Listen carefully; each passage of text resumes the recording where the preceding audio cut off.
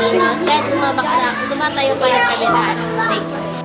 Gusto ko pong pakita na may hope pa rin po na maging faithful lahat ng buong mundo. There's a flicker of hope in every person. We just have to spread it. Parang meron pa kahit lahat magulo, meron pa rin isang faithful na person, kahit isa na pwedeng mag-spread ng word and para maging peaceful lahat.